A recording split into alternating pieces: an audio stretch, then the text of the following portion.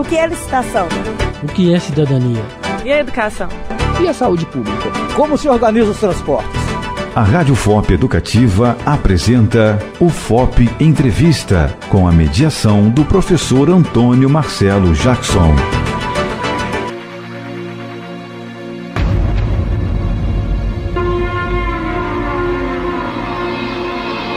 O que é uma gripe? Qual a diferença de gripe e resfriado? Que ações devem ser tomadas para o combate dos surtos de gripe? Para dar conta desse e de outros assuntos, nós temos no dia de hoje Fausto Aloísio Pedrosa Pimenta, que tem graduação em Medicina, mestrado e doutorado em Clínica Médica, todos pela UFMG, e é professor do Departamento de Ciências Médicas da Universidade Federal de Ouro Preto. Eu sou Antônio Marcelo Jackson e nós estamos começando o nosso UFOP Entrevista de hoje.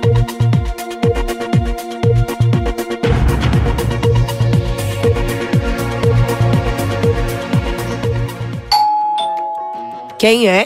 Se for o frio, pode ir embora. Estamos bem agasalhados. Opa, Tchanka, todo mundo me confunde com esse raio desse frio. Não é o frio. É a gripe. Pois pode procurar outra freguesia, porque aqui não tem vez pra você. As mãos bem lavadas, objetos sempre limpos e sem compartilhar o que é de uso pessoal. Espirrar só no lenço de papel. E a porta vai estar sempre aberta pra ventilar. E você, dona gripe, procure outro lugar. São medidas simples que previnem a gripe causada pelo vírus influenza. Faça sua parte para garantir o seu bem-estar e de todos que quer bem. A hora de prevenir é agora. Uma campanha da Universidade Federal de Ouro Preto, Rádio FOP Educativa e TV UFOP.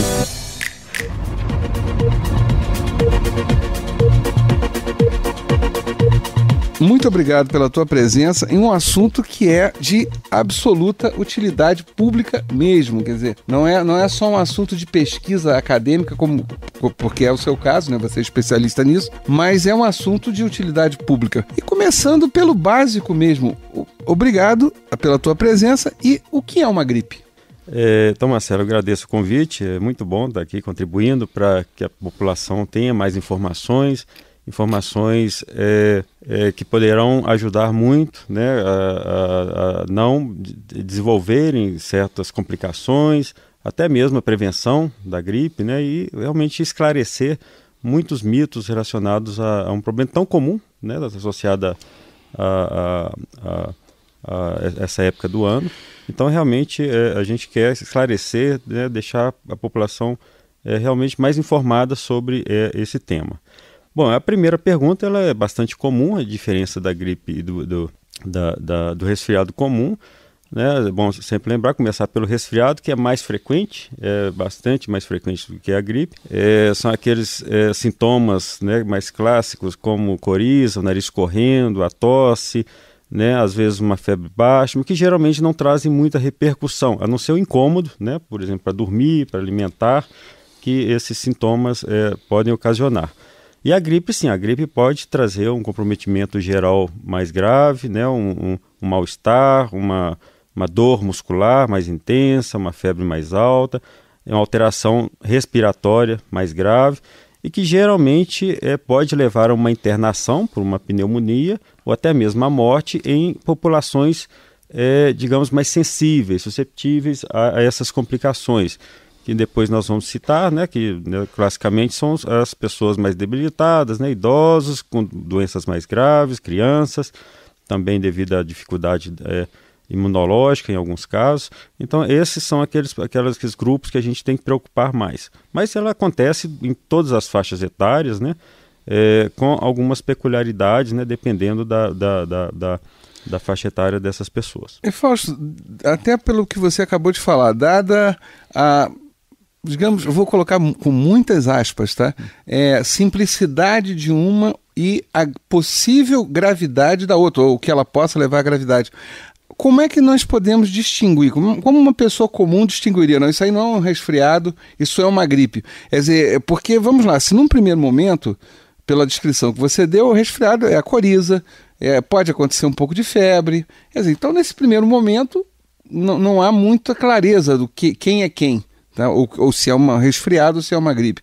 Quer dizer, a partir de que momento que você fala, não, isso aí não é um resfriado, é o vírus da gripe mesmo, e aí a preocupação tem que ser muito mais grave. Quer dizer, quais os sinais que uma pessoa comum poderia identificar? Sim, essa pergunta é bastante interessante, Marcelo. Porque justamente no início as duas podem ser muito parecidas. Pois é, exatamente. Né? Então hoje, por exemplo, posso começar com os sintomas que são comuns aos dois. Mas o que vai deixar, né, no caso, né, a pergunta, o que vai me deixar mais preocupado? Eu tenho que procurar um atendimento, tenho que procurar um hospital, procurar uma UPA, né, uma assistência mais urgente, ou não, vou ficar em casa, né, cuidando. Justamente por essa dificuldade, o que nós recomendamos? É que a pessoa que ela não se enquadra, né, nos grupos que podem ter uma chance de complicação maior, elas podem sim, né, ficar em casa. Né, o ideal é até procurar uma assistência, uma orientação para melhorar os sintomas, né, que realmente, por exemplo, nós temos alguns medicamentos que podem aliviar, né, a coriza, né, o nariz escorrendo, aliviar um pouco a tosse, se ela tiver muito... Opa! Perdão. É justamente a tosse. A tosse, né? Então, ela pode, esses sintomas podem comprometer, aí sim, se estiver atrapalhando a sua vida, aí tem que procurar. Se precisar de medicação, é bom ter uma orientação, né? Mesmo a pessoa não tendo uma chance de complicação. Agora, se ela tiver uma chance, por exemplo, uma criança, um recém-nascido, um lactente, ou uma pessoa que tem uma doença crônica, essa realmente precisa procurar um atendimento mais rápido. Para saber o que está acontecendo. Justamente, porque essa que pode complicar, às vezes, como por exemplo, no caso do idoso, né, e pode complicar de um dia para o outro. Então é bom ele saber se ele tem um risco maior, né? Por exemplo, aquele que não tomou vacina, aquele que tem uma doença crônica, está tomando medicamentos que alteram o sistema imunológico, aquele que está com algum outro problema que pode comprometer a sua resposta à infecção. Primeiro ele tem que saber, né? Então por isso que os fatores, então, ele tem que prevenir já tendo essa assistência rotineiramente. E quando tiver os seus sintomas, né, ele vai poder já graduar, né, entrar em contato com o profissional que já acompanha e saber se aqueles sintomas eles são leves, né, que pode ficar em casa fazendo o seu tratamento, ou realmente vai precisar de uma internação, algum tratamento mais específico. Infelizmente não há como definir para a população em geral quem que vai complicar ou quem não vai. Mesmo as pessoas que têm, né, que não vacinaram, por exemplo, elas têm uma chance maior de estar hospitalizada, mas às vezes se tomar a vacina, mas se tem uma doença, uma alteração do sistema imunológico, ela pode complicar também. Né? Bom, então só para organizar minha cabeça aqui, até pela quantidade de informação que você acabou de passar. Não há como num primeiro momento distinguir se é um resfriado ou gripe. Sim.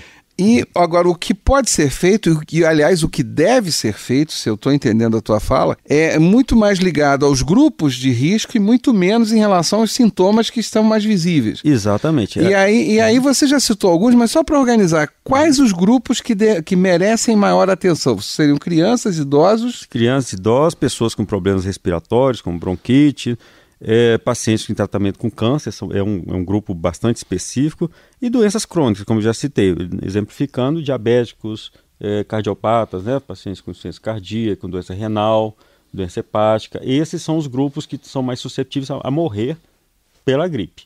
Né? Então, esses que tem que estar mais preocupados mesmo. Né? Isso tem que estar com a vacinação em dia, tem que estar com a parte nutricional, que é fundamental para ter uma boa resposta. Desculpe te cortar, você citou lactante, não? Lactentes, isso. Sim. Também estaria as crianças, né? Até os 6 meses, sim, né? Claro. 12 meses. Então, as crianças são mais suscetíveis. Não, pois também. Então, essa criança que não teve aleitamento materno. É uma criança que geralmente complica. Né? Então, o aleitamento materno é fundamental. Se, né, o pediatra está acompanhando, o médico da família está acompanhando, ele teve aleitamento, ele vai ter uma chance menor, vai ter uma preocupação menor. Provavelmente vai cuidar em casa. Mas se não, por exemplo, não teve um aleitamento materno, ele tem um risco maior de complicação, esse tem que ter uma assistência mais imediata. Agora, no caso das crianças, apenas a criança que está amamentando ainda ou até que idade ainda é preocupante? Justamente, é caso a caso. Né? Por exemplo, se ela teve aleitamento materno, ela vai estar protegida, né, toda a sua infância. Se não teve aleitamento materno, ela vai ter uma chance de desenvolver complicações. Né? Mas isso aí, se ela tem doenças crônicas, né? É muito comum quando ela entra na escola, né? Começa a desenvolver vários processos gripais, resfriados, geralmente leves, né? Mas um atrás do outro. O que se recomenda é não insistir quando a criança está com um processo, por exemplo, virótico, porque ela já está com o sistema imunológico um pouco mais debilitado e ela pode pegar um outro de um coleguinha e a soma pode virar uma infecção mais grave. Né? Então, realmente, uma infecção, o ideal é a pessoa ficar mais em casa, justamente para hidratar melhor, para alimentar melhor, acaba se cuidando melhor quando fica em casa. Né? Lógico que tem que ter esse suporte, no caso familiar, né? Mas né, seria o ideal. Mas pensando como todo, né, nós temos que pensar na gripe. A gripe ela não é uma infecção assim ocasional, ela é previsível. Por isso que nós temos as prevenções. Nas vacinas, a vacina é uma delas, né?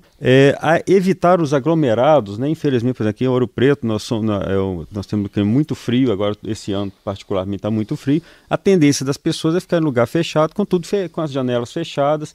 Isso aumenta, né, o risco de contaminação. Mas um fator até mais importante do que esse isolamento é a higiene, né, o cuidado com as mãos. É isso que vai diminuir o seu risco de ter infecções, né, várias infecções, e entre essas infecções, as infecções mais graves. Né? Então nós temos que pensar, a prevenção é o melhor tratamento.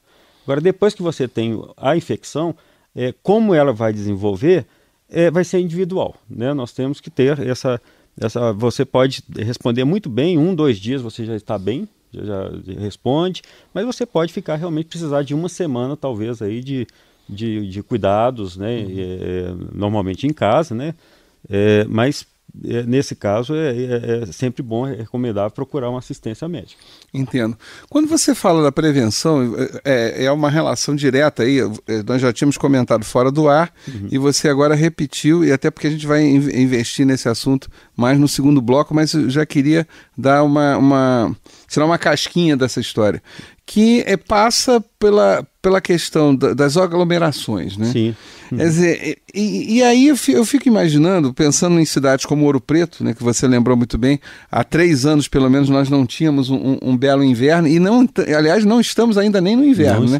Estamos ainda no outono, né? E o frio chegou da forma como foi num passado aí de 4, 5 anos atrás.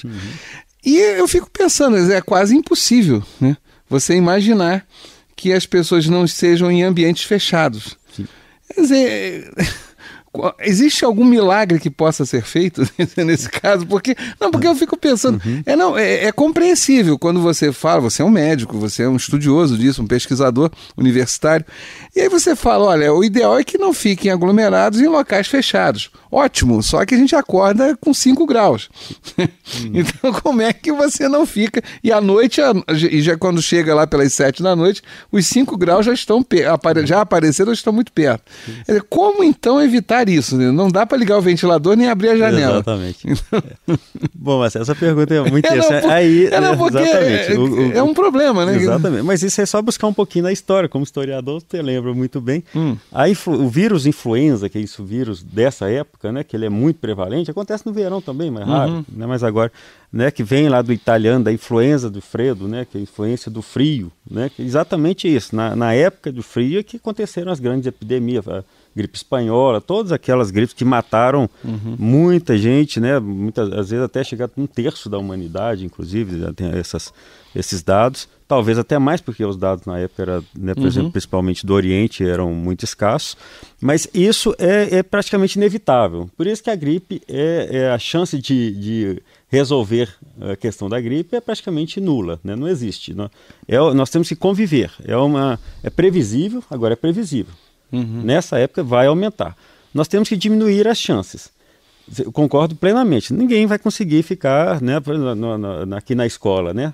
As nossas salas são fechadas. Tem um lá tossindo, todo mundo vai ter contato com o vírus, né? Mesmo tendo higiene. Então é praticamente impossível alguém passar né, sem o contato com esse vírus. Agora, dá para a gente, né, nós temos esse fator externo, né? Agora, o fator interno, né, que somos nós, né, mantendo nossa imunidade, nosso grau de nutrição adequado, e isso nós podemos mudar, né? E diminuir o risco com a higiene, né, lavando as mãos, né, porque essa pessoa que está tossindo, geralmente a tosse ela coloca a mão na boca.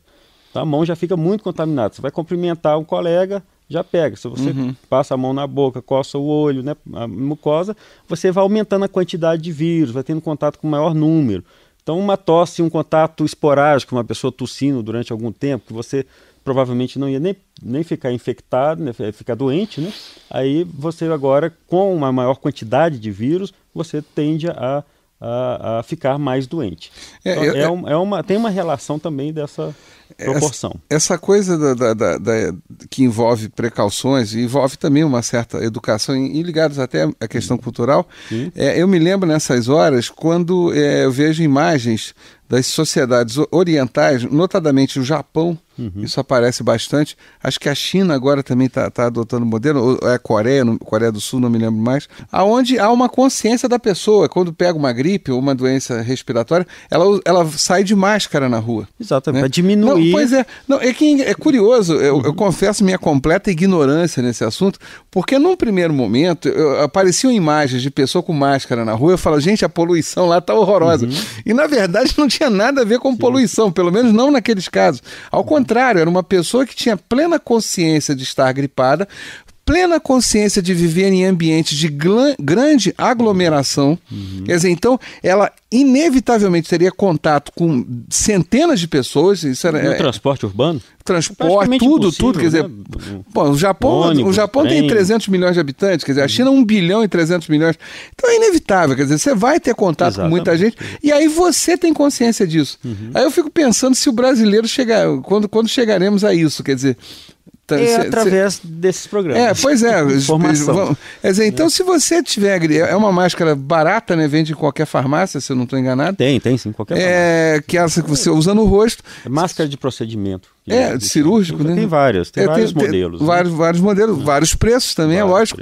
Mas uma máscara simples já ajudaria bastante. Exato, né? Ajuda. A pessoa, né? Não é inevitável. Não resolve 100%, mas ajuda muito. Os grandes, né? Perdigotos são as grandes gotículas de saliva, por exemplo, está carregado de vírus, isso vai evitar, vai ficar ali na máscara. Mas aí recomenda-se também que a cada 3, 4 horas você trocaria uma máscara, né? Isso tudo para diminuir. Então nós temos dados realmente que fundamentam o uso de uma máscara. É lógico que não é uma máscara que vai isolar de uma tuberculose, de isolamento hospitalar. Mas é justamente diminuir a chance, né, de grandes concentrações aí de vírus que possam estar salivas, né, que saem aí durante uma tosse de um indivíduo. E Fausto, e dentro desse raciocínio, nós estava falando das precauções, das prevenções, e a vacina em si? O grau de eficácia, qual o público que deve obrigatoriamente tomar essa vacina? Como é que funciona isso? O Ministério, né, lá no seu site, que está sempre tá bem atualizado, ele recomenda justamente para as populações mais sensíveis.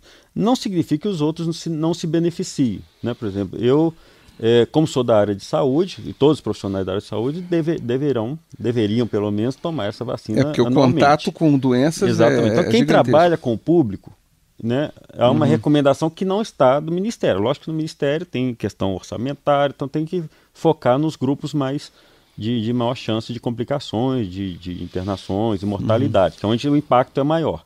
Né? Você pode comparar hoje, né, por exemplo, a pessoa não tomar a vacina para gripe, dentro desses grupos, né, é comparável ao hipertenso que não toma um medicamento, ou o diabético, né, ele aumenta as suas chances de internação, de morrer, de ter complicações.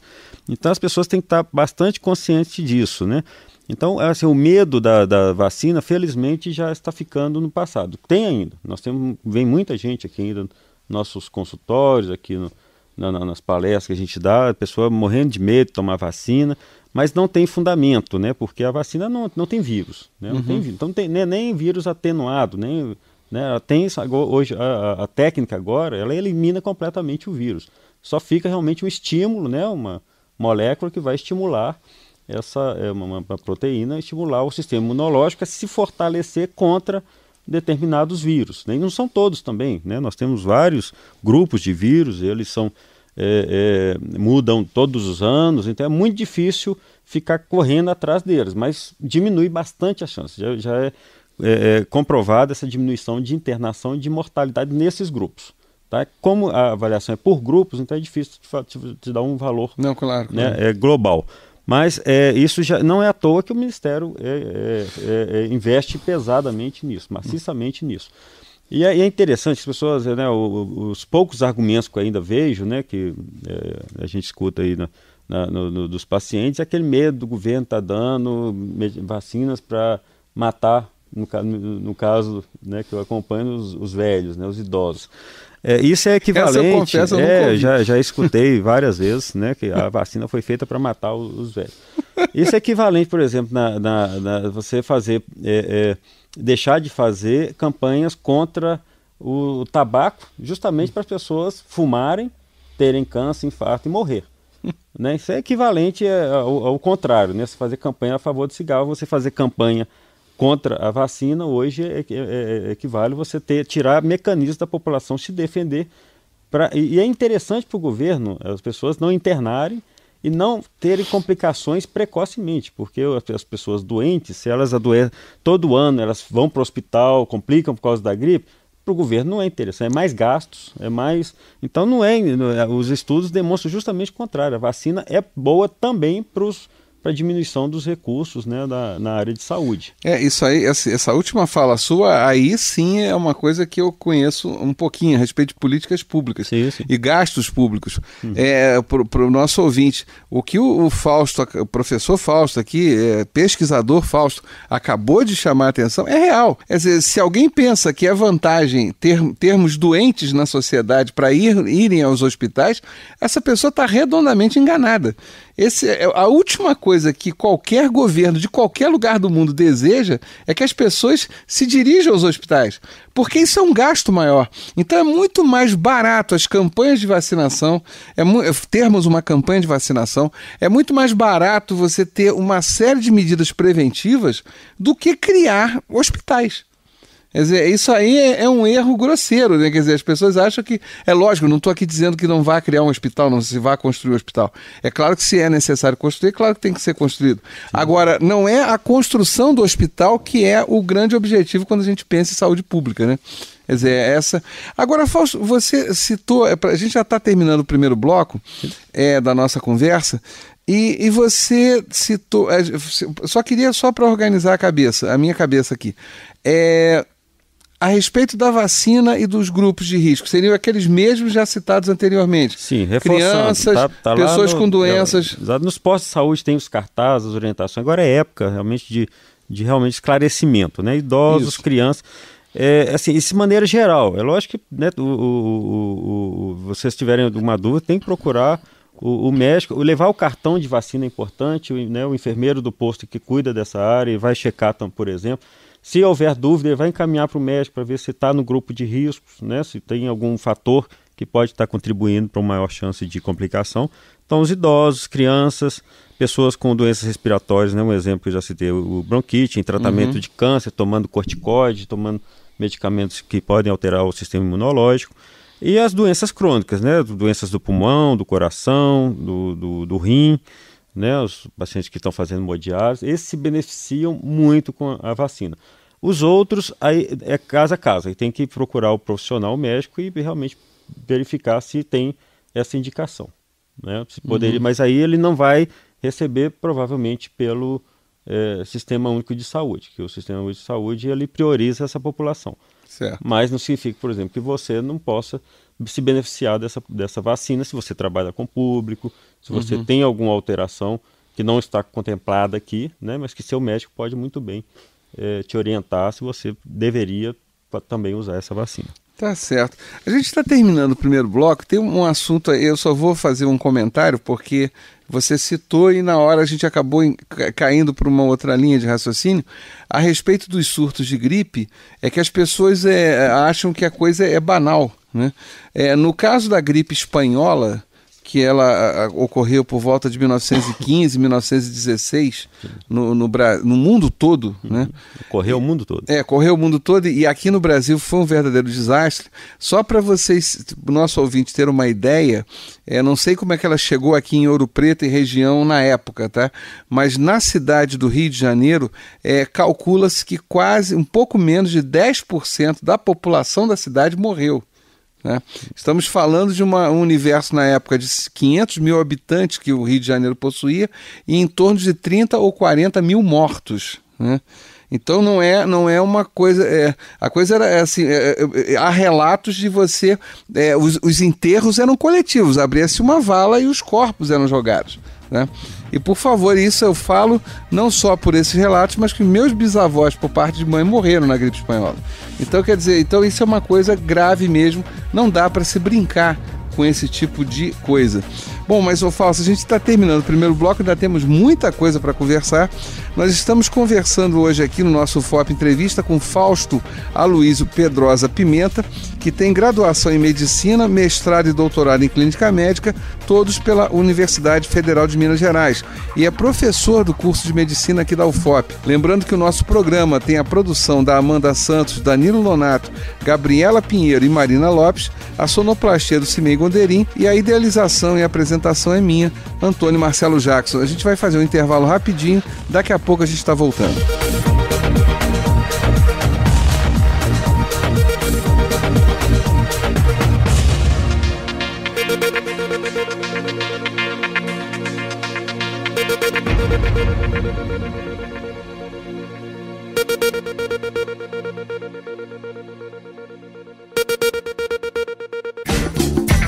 Você ouve agora Mãos à Obra.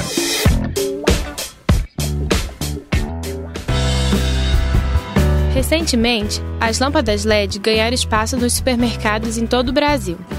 Tais lâmpadas são utilizadas desde 1963 na cor vermelha, em aparelhos de rádio e televisores para indicar que o aparelho está desligado. Esse tipo de lâmpada chega a durar aproximadamente 50 mil horas, possui baixo custo de manutenção, é mais eficiente que uma lâmpada tradicional e pode reduzir a conta de luz em até 90%. Além disso, ela pode ser descartada no lixo comum sem riscos de contaminação. Apesar do custo um pouco elevado, hoje elas são consideradas a melhor opção para uma iluminação eficiente e de baixo custo.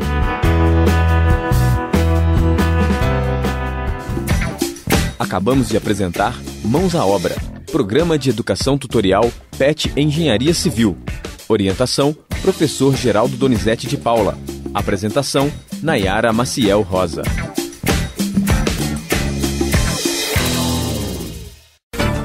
O que é licitação? O que é cidadania? E a educação? E a saúde pública? Como se organiza os transportes?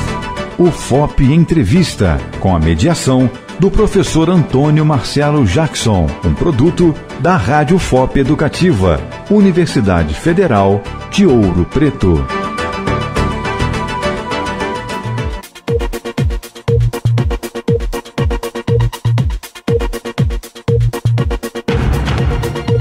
Estamos de volta com o nosso UFOP Entrevista de hoje, falando sobre a questão da gripe, com o Fausto Aloísio Pedrosa Pimenta, que é graduado em Medicina pela UFMG, mestrado e doutorado em Clínica Médica também pela UFMG e professor do Departamento de Ciências Médicas aqui da UFOP. Fausto, ainda investindo na nossa conversa do primeiro bloco, de uma série de medidas e precauções e tal, essa história de vitamina C e cama, quer dizer, é real? Quer dizer, ingerir quantidades X de vitamina C diariamente, isso de fato contribui para uma prevenção à gripe ou está no rol das lendas populares?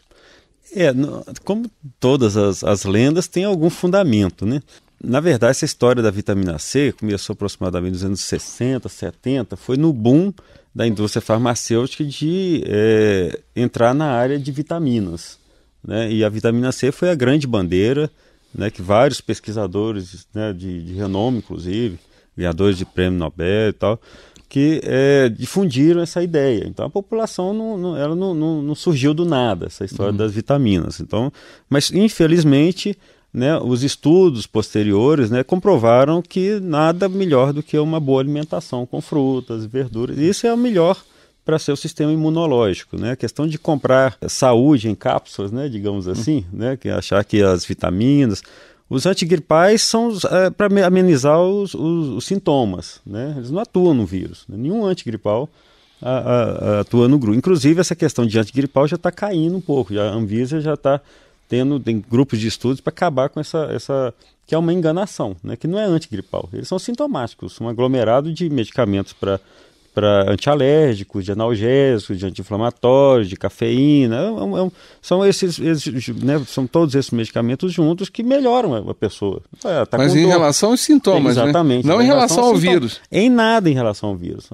O seu curso vai ser natural. A sua curso, se você tiver o sistema, né, tiver um grau de nutrição, a saúde bem equilibrado, você vai responder rapidamente a esse processo, como todos, né, que a gente responde no dia a dia. Aí aquele ditado popular, que pensando acho que muito mais no resfriado, aí, com certeza, sim. Do que na gripe, é que com remédio dura 7 dias e sem remédio dura uma semana. É mais ou menos isso. Seria mais ou menos isso. Só que lógico que por isso que você precisa de uma boa orientação para amenizar os seus sintomas, né? Que, por exemplo, alguns sintomas pode deixar sem dormir, sem alimentar, você pode ficar mais debilitado por causa de alguns sintomas, né? Mais por causa das consequências do que principalmente por causa do vírus. Então é interessante sim tomar alguns medicamentos. Nós temos medicamentos muito bons para sintomas, que amenizam bem, já tem medicamentos seguros, né? Com poucos efeitos colaterais, que realmente amenizam bem a sintomatologia.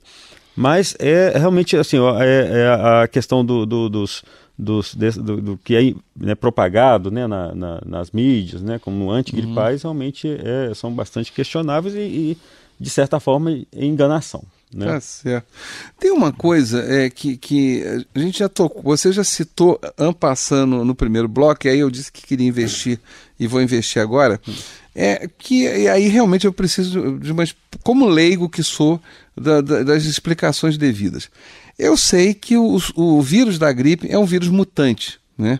Ele vai se alterando e por isso, inclusive, a dificuldade de se encontrar uma solução definitiva para acabar com essa doença, né?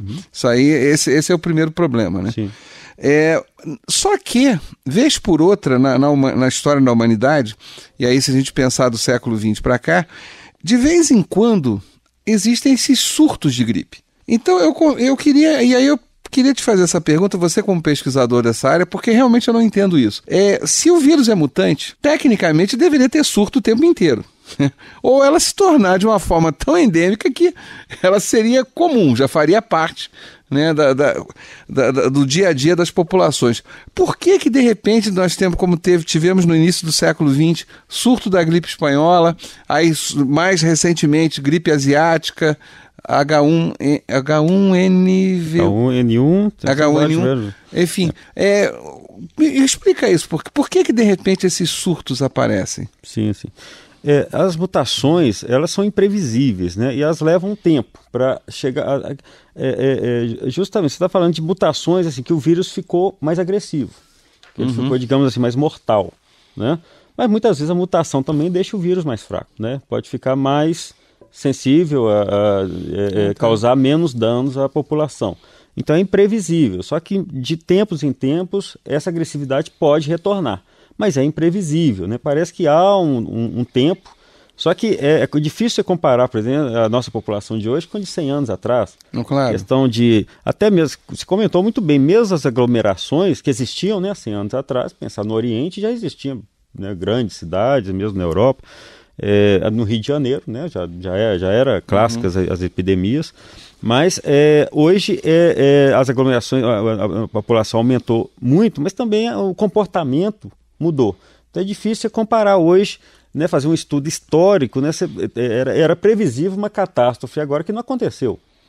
Né, essa catástrofe de realmente a mortalidade muito grande, equivalente da gripe espanhola, né, teve um aumento, né, teve algumas regiões, mas não foi aquela catástrofe mundial como foi, felizmente. Então, assim, você propagar também o pânico para a população não é adequado. Porque as medidas, né, têm que ser governamentais, têm que ser de saúde pública, e as informações têm que chegar à população. As informações que realmente trazem efeito, que traz benefício para a sua prevenção. Sim, mas em termos, para a gente organizar o raciocínio, de qualquer maneira, o componente, quantidade de pessoas reunidas, aglomerações humanas, isso conta. Sim, claro.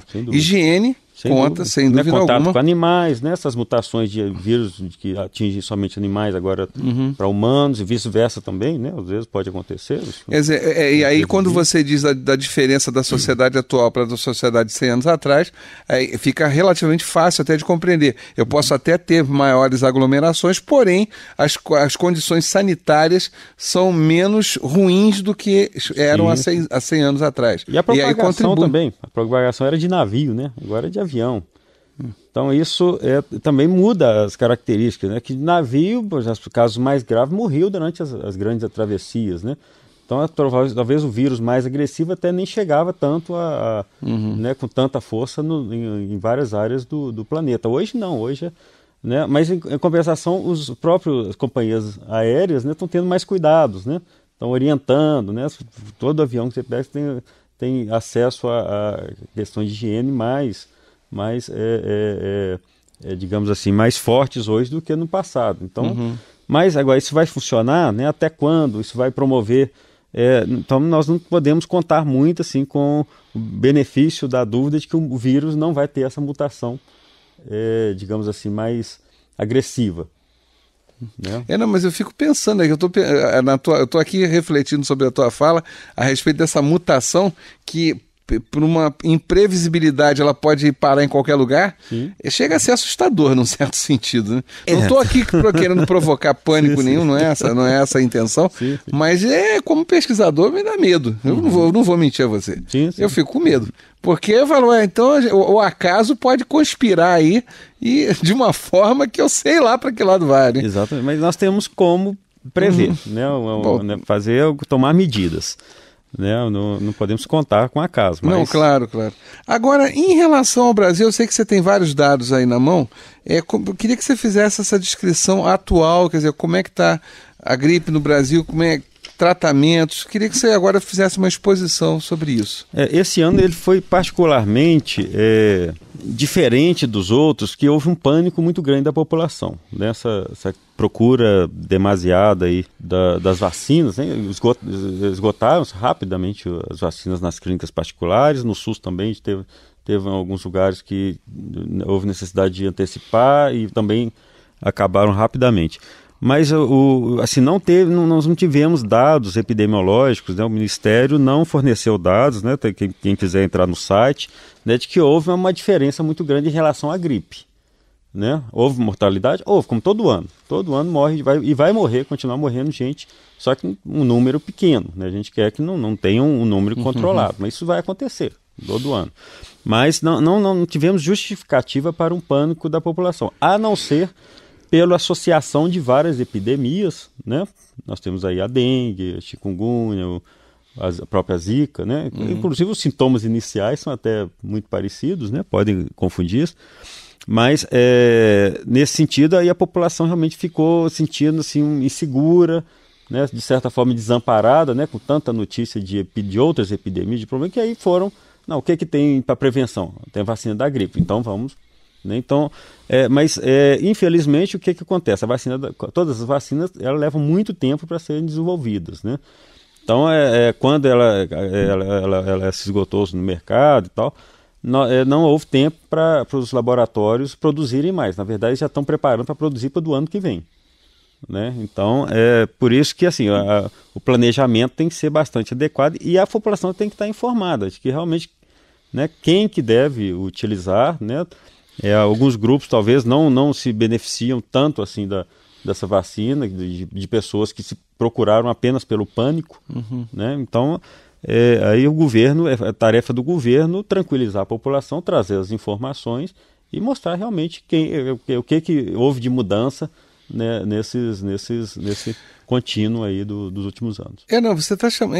É engraçado, mas é um humor, de certa maneira, mórbido.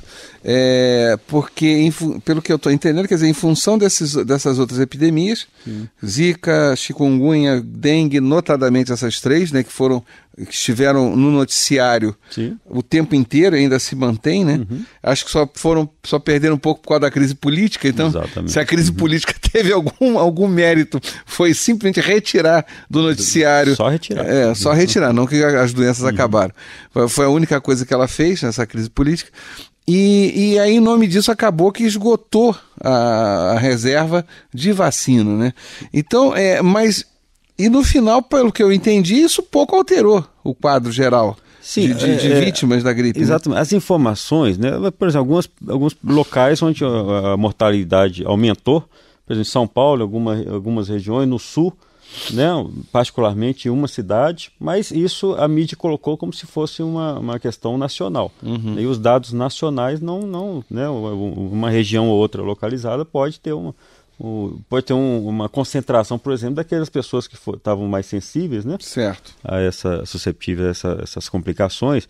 Então elas acabaram que essas notícias localizadas foram nacionalizadas e aí criou um pânico muito grande. Morreu fulano lá no Santa Catarina de gripe. Aí o Brasil todo ficou em pânico por causa, né, de uma coisa que já era Aí o sujeito esperado, em Manaus faz fila para... Exatamente, esgota lá em Manaus esgota aqui, né, em Minas. Né? Mas eu vivenciei muito essa questão quando chegava vacina, assim, formava filas, 50 pessoas. As mídias, né? As mídias, no site, né, de algumas clínicas estavam lá esgotadas, né? E eu tive coincidiu, eu estava no local onde acabou de chegar a vacina, não foi divulgado e já tinha 50 pessoas, em questão de 5 minutos, esperando a vacina. Pessoas jovens.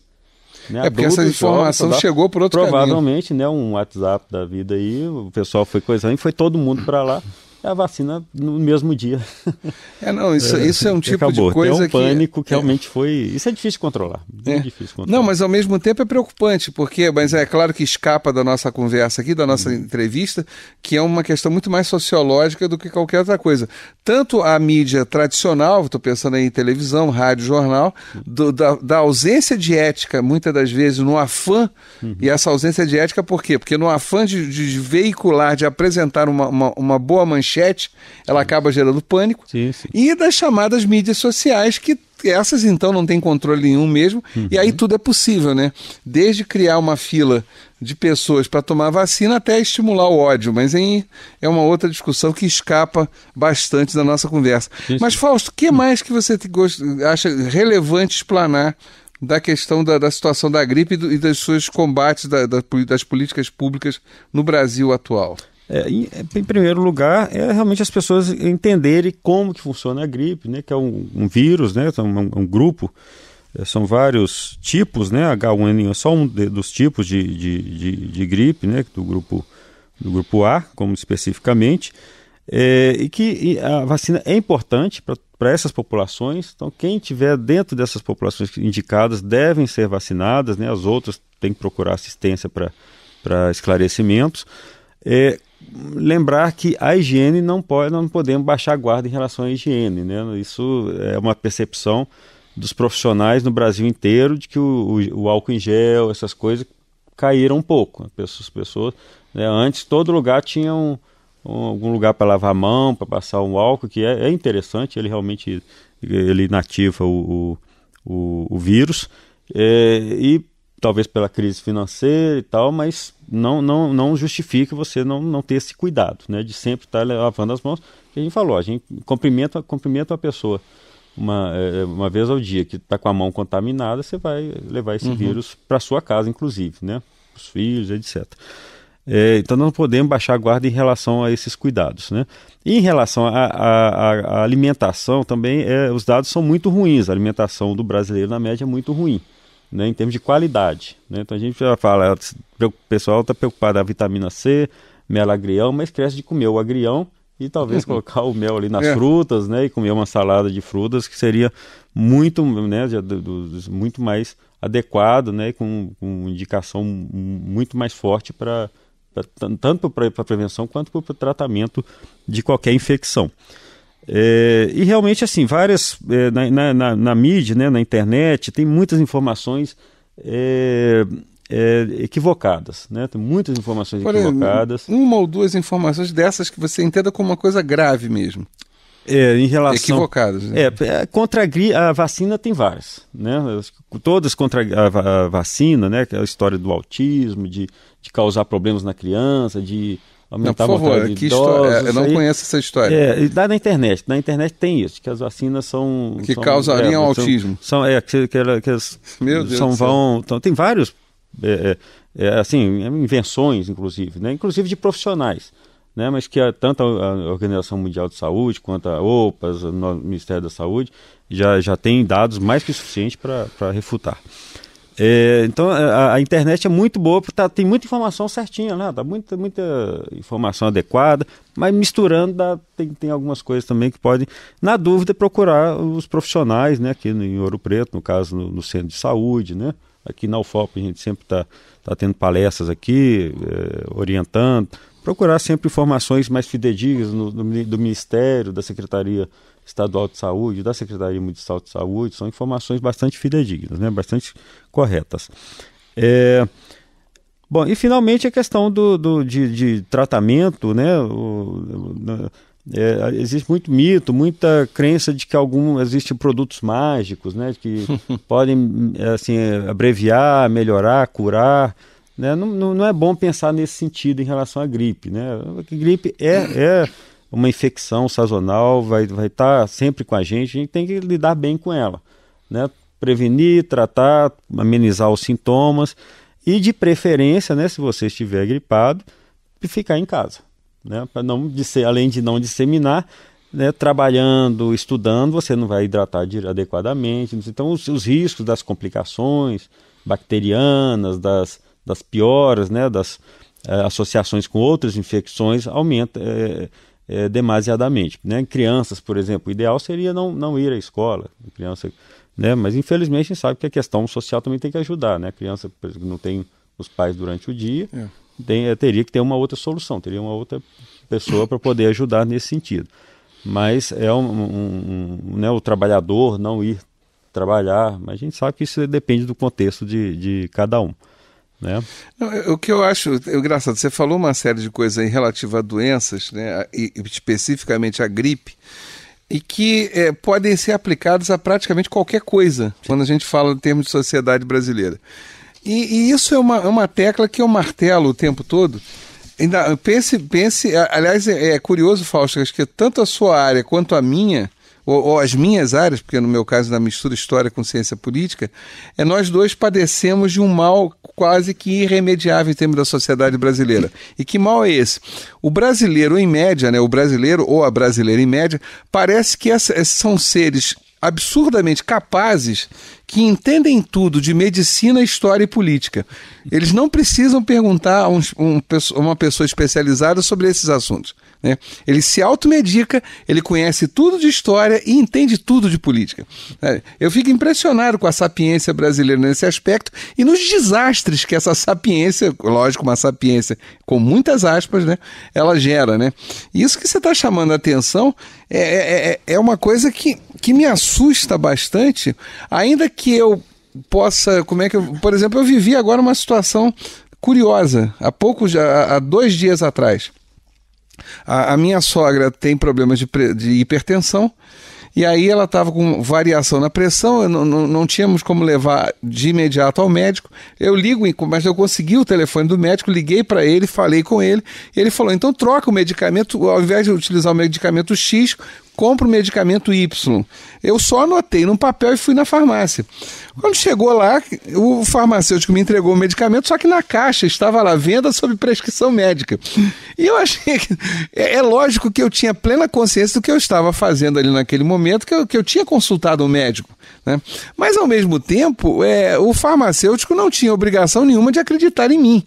Isso também é um outro problema, né? Quer dizer, aí entraríamos numa conversa muito mais grave aqui, porque esse é um dos problemas da automedicação, que também não ajuda em nada. E aí, pensando nas coisas que você falou das crenças, né? O caso da própria citamos aqui da vitamina C, do sujeito começar a tomar, a se automedicar e no final não vai resolver nada. Até porque as medicações relativas à gripe fazem tudo, exceto combater o vírus da gripe, conforme você chamou a atenção muito bem, né?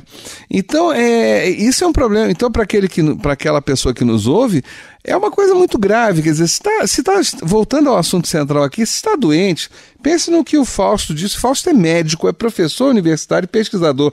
Está doente, procura um médico. Sabe? Vocês podem acreditar, o médico não vai ficar chateado se alguém procurá-lo e perguntar sobre isso. O que geralmente os médicos ficam muito chateados é quando alguém procura depois de ter se entupido de remédios errados e aí tá não mais com uma, mas com 15 doenças ali e aí o médico não tem muito o que fazer. Me corrija, Fausto, se eu estiver errado aqui. Mas, enfim, esse é o primeiro aspecto que você chamou a atenção. Eu acho que aí vale também para muita coisa. A questão da alimentação, fundamental, sabe? Aliás, a minha filha é nutricionista e ela entra em desespero, e eu já acompanho o desespero dela quando, por exemplo, a gente chega, a gente está num restaurante, sei lá o quê, num lugar, e aí vê uma família, a primeira coisa que a mãe ou o pai fazem com uma criança, claramente com seus 4, 5 anos, é pegar uma porção de batata frita e botar a goela abaixo, como se isso fosse a melhor coisa do mundo para aquela criança, né? Aliás, como a criança sente falta de açúcar, né? A criança não tem a menor noção de sabores, diga-se de passagem, né? Começa na infância, né? Quer dizer, então a própria família já deseduca, já faz um desserviço a saúde pública. Exatamente. Alimentando mal, né? Exatamente. Mas enfim, aí se daqui a pouco eu vou começar a fazer um discurso aqui que é interminável, e eu queria, Fausto, deixar as últimas palavras para você encerrar o nosso programa aqui, e te agradecendo, claro, pela tua presença. Que mais, a última mensagem do dia para os nossos ouvintes? Marcelo, acho que agradecer a oportunidade, essas informações, ela tem que ser repetida, né? A gente sabe que o aprendizado ele é a longo prazo, né, como você falou aí muito bem relacionado à criança, né, os hábitos alimentares, começa lá na infância. É difícil com a criança? Mas muito mais difícil no adulto. Sim. Mais difícil ainda no idoso. Então, sim, se vocês não têm aquele comportamento, né, já não está convencido desses fatores, quando mais o tempo passa, fica mais difícil. Mas não fica impossível, dá para corrigir a tempo para correção. Então, e lembrar também que a atividade física, né, mesmo nesse frio, hoje o dia está, né, aqui em Ouro Preto, hoje é uma quarta-feira aqui, dia 15, está um sol maravilhoso, então o frio tá forte, mas coloca um agasalho, vai caminhar, que faz bem também, ao ar livre, né? Faz bem para todos os problemas também, inclusive infecções, para o organismo ficar mais fortalecido em relação às infecções. Então, tanto a alimentação como a atividade física, né, uma caminhada diária também faz muito bem, se for possível. Sim, claro. Mas lembrar que realmente assim, é um trabalho que é diário, né? Não pode relaxar com ele. E não é só esse ano, é o ano que vem, né? A gente tem realmente reforçar que, infelizmente, a gente sabe que as informações vão caindo, aí aparecem novas informações inadequadas, equivocadas, há um pânico, e se a gente tiver para esclarecer, né, trazer informações confiáveis, as pessoas realmente ficam mais inseguras, mais desamparadas e tendem a fazer, como você comentou, gastos às vezes fúteis, inúteis, né, em relação à saúde, e também às vezes prejudicando, né, mais do que, né, um gasto desnecessário, é causar um dano, né, que é muito pior. Que é muito pior. Com certeza. Então, agradeço Fausto, a todos. Muito obrigado pela tua presença. Nós tivemos aqui Fausto Aloísio Pedrosa Pimenta, graduado em Medicina com mestrado e doutorado em Clínica Médica, todos pela UFMG, Universidade Federal de Minas Gerais, e é professor do Departamento de Ciências Médicas da Universidade Federal de Ouro Preto. Lembrando que o nosso programa tem a produção da Amanda Santos, Danilo Nonato, Gabriela Pinheiro e Marina Lopes, a sonoplastia do Cimei Godeirim, a apresentação e idealização é minha, Antônio Marcelo Jackson. Um grande abraço a todos, até o nosso próximo programa, se possível, sem gripe. Um grande abraço. Um abraço.